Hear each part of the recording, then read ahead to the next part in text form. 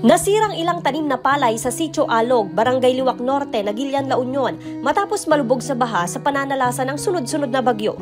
Ang mga namatay na palay kinakailangang palitan ulit ng bagong punla.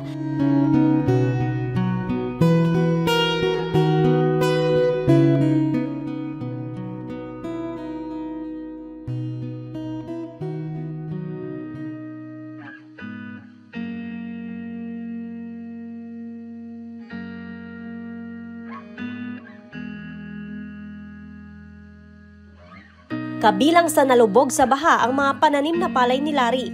Pero higit pa rito ang problema ng mga magsasaka. Matapos kasi ang sobrang tubig sa ulan, kawalan naman ng patubig ngayon ang dagok ng mga magsasaka. Problema ngayon ang paglaki ng mga tanim.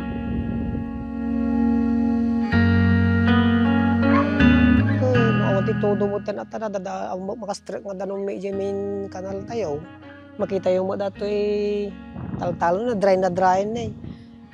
No pinagtutudo mo iti problema tayo. Sobra mo dito mo ti katsbisin ti aming nadanong ang gaputi apor kin aming kalsada ma'am dito ni.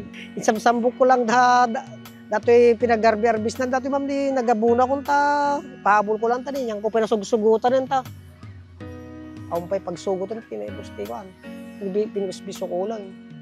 Dato ka di mo pa ma'am dato nga ako tal-talo ni kababain pa nga ipakita nga di mo dito. Mo dato yung 100 hectares man gana jay ko. Gana jay natibidad 100 hectares dito nga di mo. Mula sa tila La Niña na sitwasyon, naging El Niño naman ang sitwasyon sa mga sakahan. Sa Sitio Kanatangan, sa nasabi ring barangay, nagkabitak-bitak na ang mga palayan dahil sa kawalan ng patubig. Kakayanin pa ito kahit papaano ng mga malalaki ng tanim na una nang naitransplant. Pero pinakaapektado rito ang mga bagong tanim. Dahil sa kawalan ng patubig, ang ilang bagong tanim na palay natutuyot na at nasisira na rin. May irrigation canal pero wala namang dumadaloy na patubig na makatutulong sana sa mga magsasaka na umaasa na lang sa muling pagbuhos ng ulan para hindi tuluyang malugi. Ilan lamang din umano ito sa naitatala ng barangay na hinaing ng mga magsasaka. Pangabugan may ma'am, agar nabayagan. Ano ito yung problema may idipay. Agkaroon mang agpay sa tidanom, nung nadadaal, mabayag manan, nga tarim nanda. So nga tireklamo may danom, talat problema may natin nga pinagtalon. Narigat nga talaga. Nukas jay nga kalgawan, kauwan ti danom, pati bubon, matyanan. Paliwanag naman ng Nagilian Irrigator Service Association Incorporated, hindi makadaan ang patubig matapos matabunan ng lupa mula sa gumuhong bundok ang manhole. Nangyari raw ito nung kasagsagan ng bagyong Emong. Pero nakatakda na raw ang pag-aayos dito. Pero ang isa sa talagang pasanin ng mga magsasaka, ang mababang antas ng tubig sa ilog na hindi na rin nakakapasok pa sa intake facility. Dati umaabot pa itong antas ng tubig o ilog dito nga sa may bahagi ng dike kapag naranasan nga itong sunod-sunod na malakas na pag-ulan. Pero sa ngayon, sa sitwasyon ngayon, mababa na itong antas ng tubig kaya hindi na rin makapasok doon sa water intake ng facility. May ginagawa namang pansamantalang solusyon ang mga magsasaka para tumaas ang antas ng tubig sa ilog at maipon ito.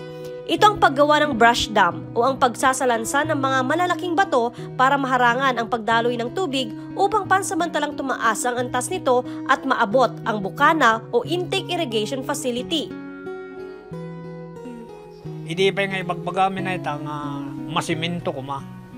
Dayay dalan ti maharang na nga sumurag kaya intake na. Dayay ti request mi nga masiminto ko ma. Kabkabitin da mga lada no? Ay bato? Kaya no, dakkel ti danong mga sumurag. Iduron naman nun masawang manan. Matariman da nga nalaing tam no continuous ko man ti danong mga agayos. Kaasi ti farmers tayo, ora ited dang ited ti usaren ti farmer no, kastama ti water system tayo, di aumadla serbi naman. Ang tubig sa ilog na pumapasok sa intake facility ang dumadaloy na patubig sa mga irigasyon ng 8 barangay. Tinungo ng news team ang National Irrigation Administration o NIA, La Union Irrigation Management Office sa bayan ng Agoo, pero nagkataon na nasa out-of-town training ang mga heads ng pamunuan. Pero ayon sa kanila, nakatakda nilang bisitahin ang nasabing irrigation facility bagamat may nakaplano na umanong proyekto rito para matulungan ang mga magsasaka. Joan Punsoy, Balitang Solid North.